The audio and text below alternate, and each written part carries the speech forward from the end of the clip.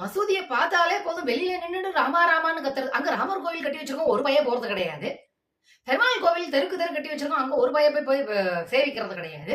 ஆனா மசூதிய பார்த்தாலும் சர்ச்சை பார்த்தாலும் ராமா ராமான்னு கண்ணத்துல போட்டுக்கிறல்ல, நீங்களா என்ன குரங்கா மனுஷாலான்னு கேட்கிறேன்.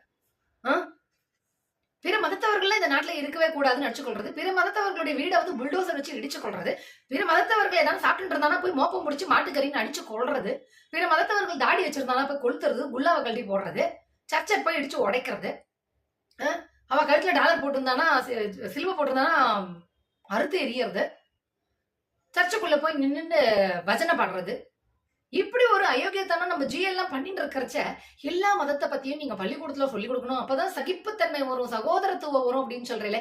அப்போ இந்த சகோதரத்துவமும் சகிப்புத்தன்மையும் நம்ம ஜிக்கு, மோடி ஜிக்கோ, அமித்ஷா ஜிக்கோ, மோகன் பகவத் ஜிக்கோ, இன்னும் பிஜேபியில இருக்க பெரிய பெரிய ஆட்களுக்கோ, எச் ராஜா ஜிக்கோ, வானதி ஸ்ரீனிவாசனுக்கோ, இந்தி இசைக்கோ, நிர்மலா சீதாராமனுக்கோ யாருக்குமே இல்ல அப்படின்னு சொல்ல வரையில.